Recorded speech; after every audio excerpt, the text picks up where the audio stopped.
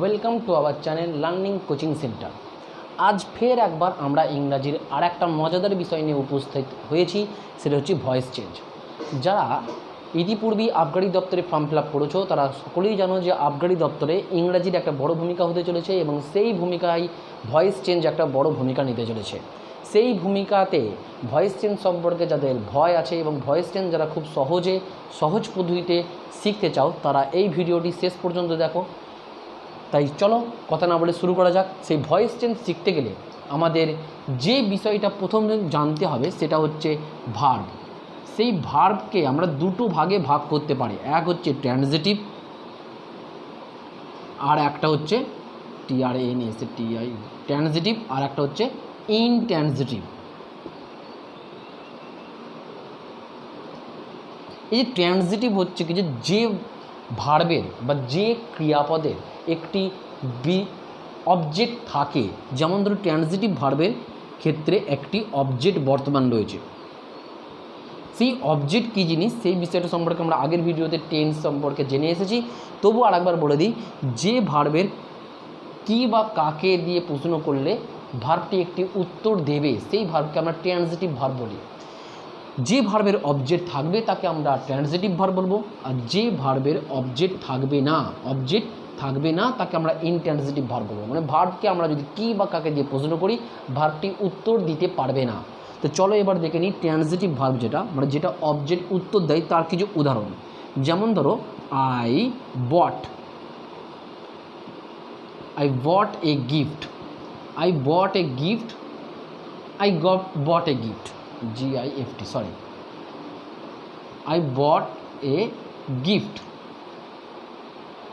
এই যে I bought a gift, এখানে আমি কর্তা সাবজেক্ট, তাহলে বট কি করেছি, কি কিনেছি, এ গিফট কিনেছি। কি দিয়ে যদি আমি প্রশ্ন করি তাহলে একটা উত্তর পেয়েছি এ গিফট, তাহলে এটা হলো অবজেক্ট এবং এই বটটা হলো একটা ট্রানজিটিভ ভার্ব।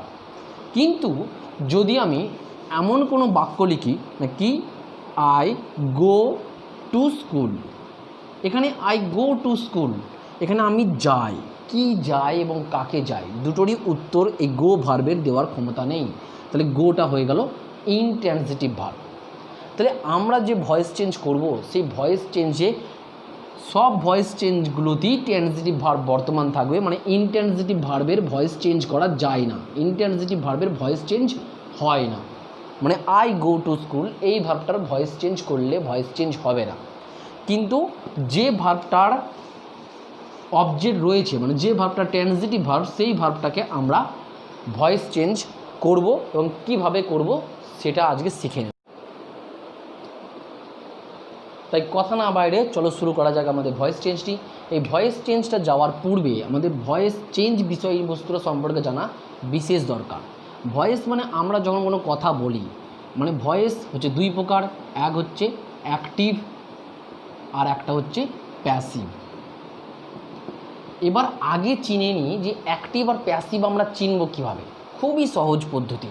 অ্যাক্টিভে আমরা যে ভার্বকে দেখতে পাই সেই ভার্বগুলোতে আমরা প্রত্যেক ক্ষেত্রে দেখো যতগুলো আমরা 12টা টেন্স শিখেছিলাম প্রত্যেকেই কী বসছিল, সাবজেক্টের পর ভার্ব, ভার্বের পর অবজেক্ট।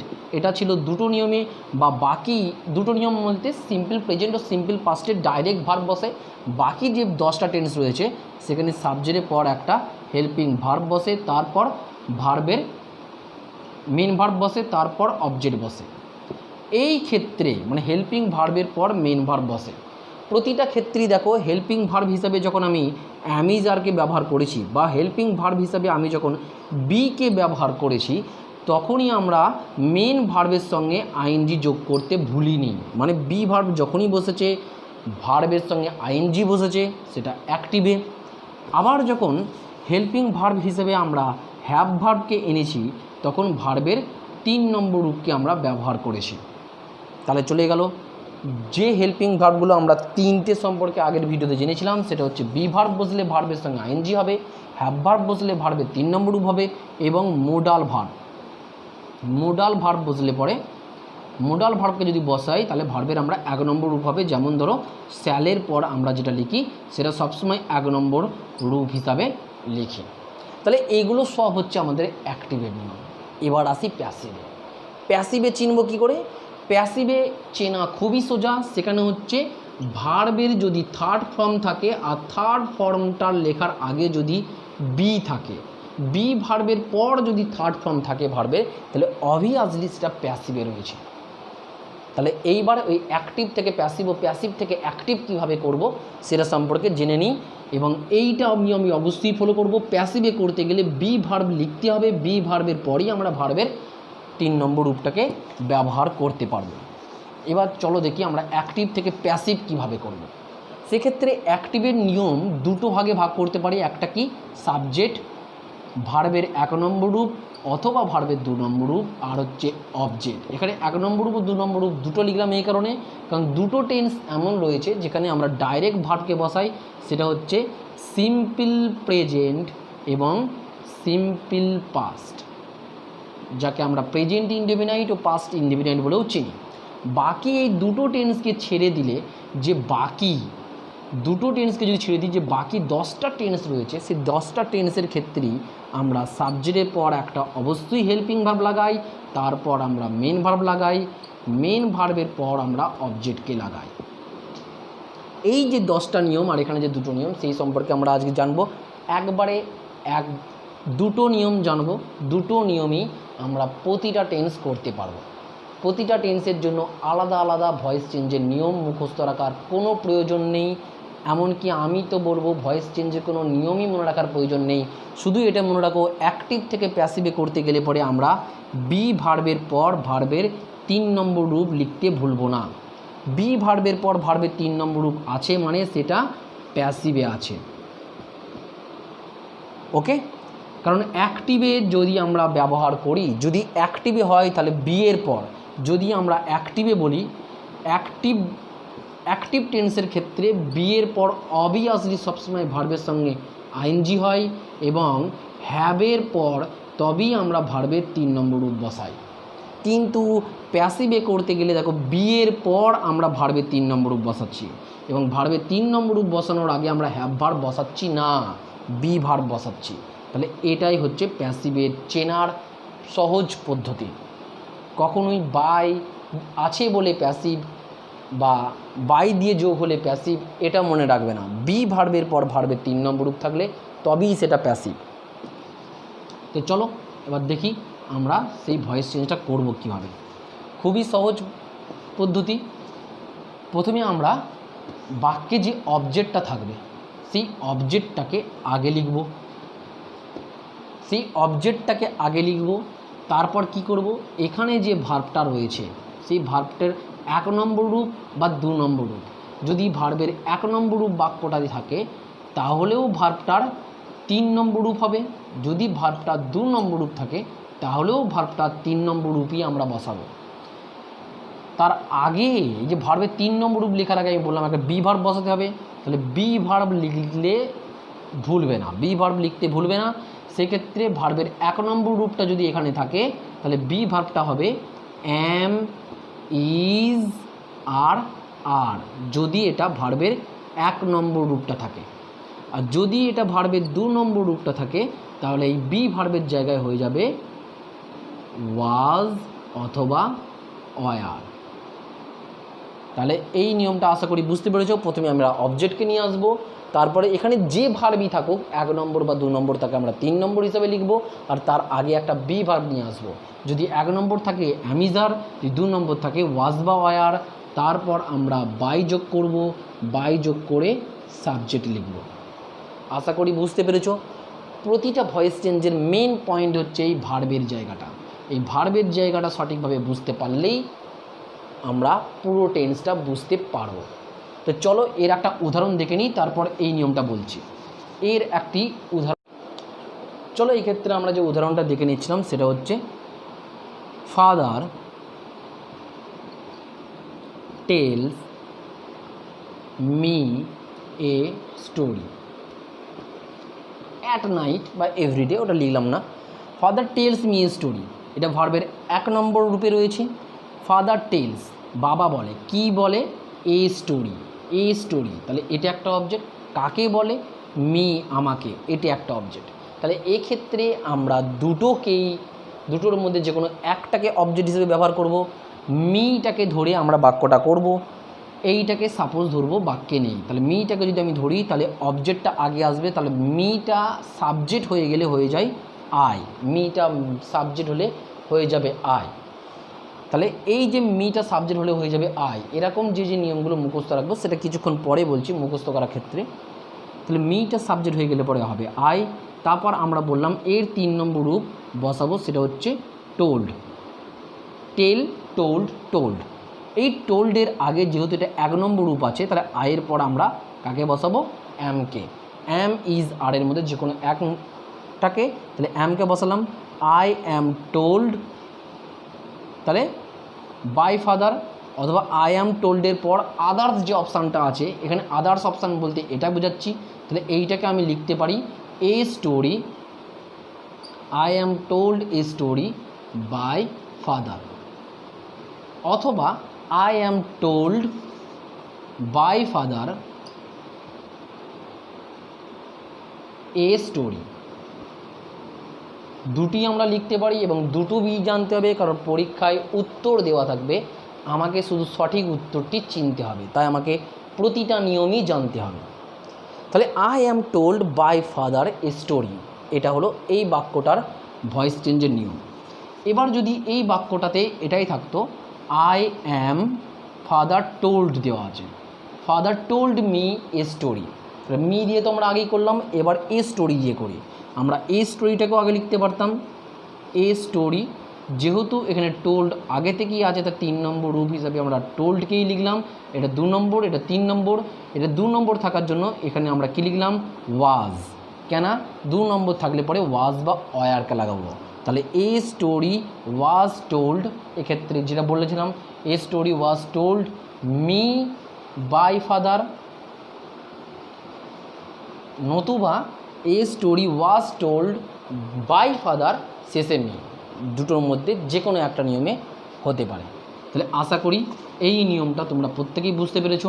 খুবই সহজ পদ্ধতি, নতুন কিছু নয়। যে নিয়মগুলো আমরা আগে শিখে এসেছিলাম সেই নিয়মই, শুধুমাত্র এটাখানে মনে রাখতে হবে যে ভার্ব লেখার সময় আমরা 3 নম্বর রূপ ব্যবহার করবো প্যাসিভে, এবং সেই 3 নম্বর রূপ লেখার আগে একটা বি ভার্ব অবশ্যই দেব। এবার চলো দেখি বাকি 10টা যে টেন্স রয়েছে তাদের নিয়মটা। এটা একটু ধীরে দেখবে, কারণ যদি বুঝতে অসুবিধা হয় একটু স্লো করে বারবার রিপিট করে দেখবে। একবার বুঝতে পারলে 10টা নিয়মকে আমরা একবারে বোঝাচ্ছি, কোনো মুখস্থ করতে হবে না। এই 10টা নিয়মে কি থাকে? প্রথমে থাকে সাবজেক্ট, তারপর থাকে হেল্পিং ভার্ব, তারপর থাকে মেইন ভার্ব, তারপর থাকে অবজেক্ট। এবার একটু আগের টেন্সের নিয়ম অনুযায়ী একটু বোঝানোর চেষ্টা করি যে হেল্পিং ভার্ব আমরা কি ব্যবহার করতে পারি। হেল্পিং ভার্ব আমরা বিকে ব্যবহার করি, হেল্পিং ভার্ব আমরা হ্যাভকে ব্যবহার করি, আর হেল্পিং ভার্ব আমরা মোডাল ভার্বকে ব্যবহার করি। এই তিনটেকে আমরা হেল্পিং ভার্ব হিসেবে ব্যবহার করি। এছাড়াও ডু, ডাজ বা ডিডকে নিয়ে আসি, সেটা পরবর্তীকালে বলবো। এই যে বিকে যখন আমরা নিয়ে আসি তখন মেন ভার্বের সঙ্গে কি হয়? ভার্বের সঙ্গে আইএনজি যোগ হয়। আর হ্যাভকে নিয়ে এলে ভার্বের 3 নম্বর রূপ হয়, আর মোডালকে নিয়ে এলে ভার্বের 1 নম্বর রূপ হয়। তাহলে এটা হচ্ছে আমাদের অ্যাক্টিভের নিয়ম। এই সবটা হচ্ছে আমাদের অ্যাক্টিভের নিয়ম। তাই ভালো করে বুঝাচ্ছি, একটু শান্তভাবে দেখো, বুঝতে পারবে। আমি নিয়ম মুখস্থ করাবো না, কোনো নিয়ম মুখস্থ আমরা করব না, সঠিকভাবে বুঝে করব। আগের নিয়ম অনুযায়ী প্রথমে আমরা কি করব? অবজেক্টটাকে আগে লিখব। তাহলে অবজেক্টটাকে আগে লিখে ফেললাম। অবজেক্টটাকে আগে লেখার পর আমরা কি করব? যে হেল্পিং ভার্বটা বাক্যে থাকবে সেই হেল্পিং ভার্বেরই একটা রূপ এখানে বসবে। যেমন হেল্পিং ভার্বের রূপ বললাম কেন? যদি এই বাক্যটাতে হি এর পর ইজ হয়, তাহলে এই বাক্যটাতে ধরো অবজেক্ট আছে আই বা মি আছে, কিন্তু যখন এটা সাবজেক্ট হয়ে আই এলো তাহলে আয়ের পর নিশ্চয়ই ইজ হবে না। এখানে ইজ আছে বলে ইজ হবে তা না, এখানে ইজ আছে কিন্তু ইজেরই একটা রূপ অ্যাম হবে। এটাই বলতে চাইলাম, ওই জন্য রূপটা বললাম। তাহলে আমরা এখানে যে হেল্পিং ভার্বটা ছিল সেই হেল্পিং ভার্বেরই একটা রূপ লিখব। এই মেন ভার্বটা লেখার সময় যে নিয়মটা আগে বলেছিলাম, মেন ভার্বটাকে সবসময় আমরা 3 নম্বর রূপে লিখব, আর তার আগে একটা বি লিখব, বি ভার্ব লিখব। আর এইখানে যে বি ভার্বটাকে লিখব সেই বি ভার্বটা হবে এই হ্যাভ ভার্ব রিলেটেড।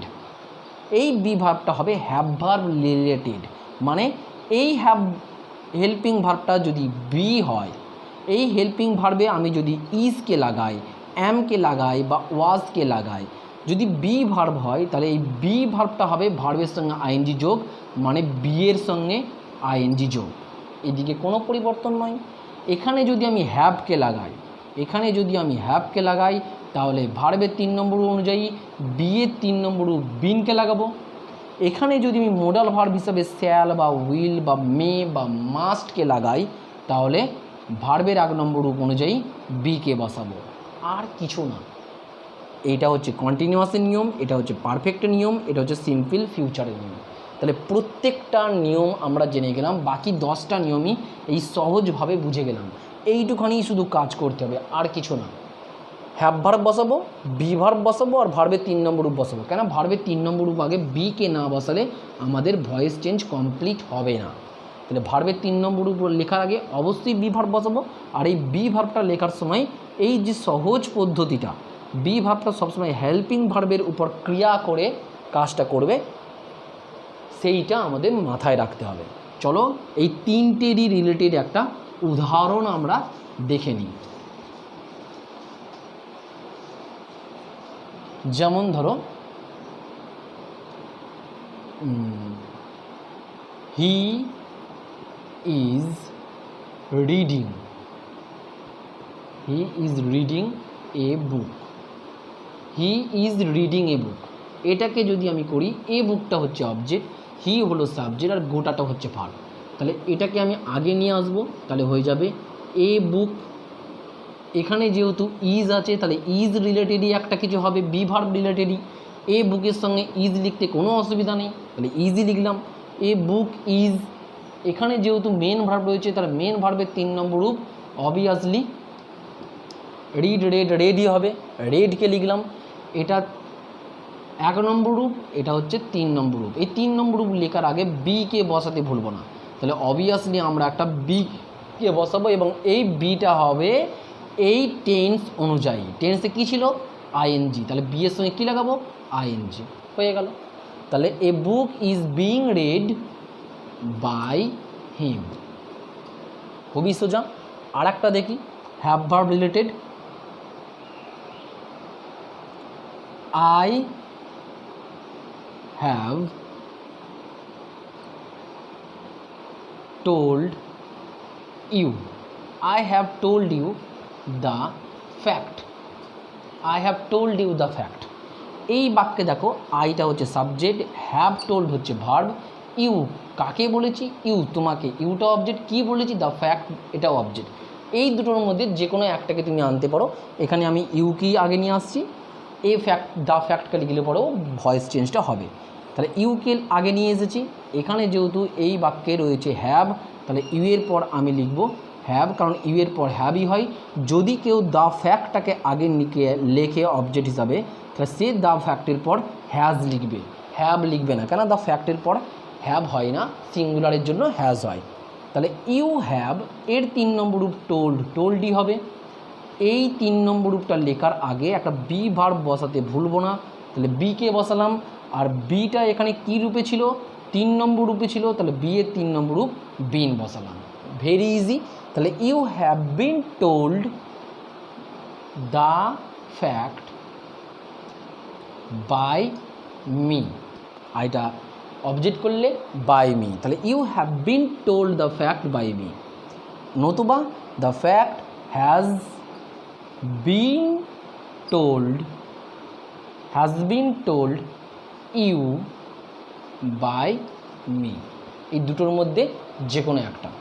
তাহলে আশা করি ঘটনাটা বুঝতে পেরেছো। এইবার একটা উইল ভার্ব রিলেটেড বা মোডাল ভার্ব রিলেটেড একটা উদাহরণ দেখে নিই, তাহলে আমরা ভয়েস চেঞ্জ জিনিসটা পরিষ্কারভাবে বুঝতে পারবো। সেইটা হচ্ছে সি বা সি এর জায়গায় মাদার লিখি, mother will buy a gift. Mother will buy a gift, মা একটা গিফট কিনবে। মাদার সাবজেক্ট, উইল বাই হচ্ছে ভার্ব, এ গিফট হচ্ছে অবজেক্ট। তাহলে এটাকে যদি আমরা ভয়েস চেঞ্জ করতে চাই তাহলে এ গিফটটা আগে আসবে, হয়ে যাবে এ গিফট। এখানে দেখো উইলটা রয়েছে হেল্পিং ভার্ব, তাহলে এ গিফটের সঙ্গে অবভিয়াসলি উইলই হবে। এবার বাইয়ের 3 নম্বর রূপ বট, যেটা প্রতিটা ভয়েস চেঞ্জই হবে 3 নম্বর রূপ, বট লিখে ফেললাম। এর আগে বি বসাতে ভুলবো না, তাহলে বি বসালাম। আর এখানে যেহেতু এই ভার্বটার 1 নম্বর রূপ ছিল তাহলে বি এরও 1 নম্বর রূপই হবে। এখানে টোলটা 3 নম্বর রূপ ছিল তাহলে বি এর 3 নম্বর রূপ হয়েছে। এখানে যদি আইএনজি থাকতো তাহলে বি এর সঙ্গে আইএনজি লিখতাম। এখানে যা থাকবে এই বিটার তাই হবে, 1 নম্বর রূপ আছে তাই বি এর 1 নম্বর রূপই হলো। তাহলে এই gift will be bought by mother. তাহলে আশা করি আমরা যে 12টা টেন্স শিখে এসেছি সেই 12টা টেন্সের সঠিকভাবে ভয়েস চেঞ্জ করা শিখলাম। এরপরেও যদি কারো অসুবিধা হয় তারা আমাকে অবশ্যই কমেন্ট বক্সে জানাবে, সেই সম্পর্কে আমি আরও বিস্তারিতভাবে হেল্প করার চেষ্টা করব। এরপরে ভয়েস চেঞ্জের এখানে সমস্ত নিয়মগুলো লেখা নেই, শুধু টেন্স রিলেটেড নিয়মগুলো লেখা আছে। এরপরও আমাদের সেন্টেন্স রিলেটেড কিছু বিষয় জানতে হবে, কারণ সেন্টেন্সকে আমরা যদি ভাগ করি সেই সেন্টেন্সকে আমরা কতগুলি ভাগে ভাগ করতে পারি, সেটা হচ্ছে 5 ভাগে ভাগ করতে পারি। সেটা কি কি? অ্যাফার্মেটিভ, সেটা হচ্ছে অ্যাফার্মেটিভ না, শুধু অ্যাফার্মেটিভ বললে পরে 6 ভাগে হয়ে যাবে। এটাকে আমরা অ্যাসার্টিভ বলতে পারি, অ্যাসার্টিভ, সরি অ্যাসার্টিভ। 2 নম্বর হচ্ছে imperative, assertive, imperative, optative, assertive, imperative, optative, interrogative.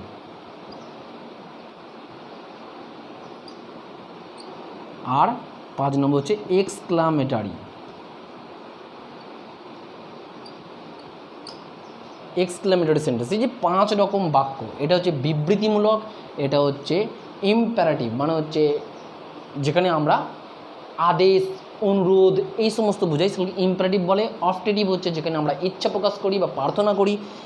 Interrogative হচ্ছে প্রশ্নসূচক, এবং এক্সক্লেমেটারি মানে হচ্ছে বিস্ময়সূচক, যেখানে আমরা আবেগকে প্রকাশ করি, দুঃখ, সুখ, এইগুলো।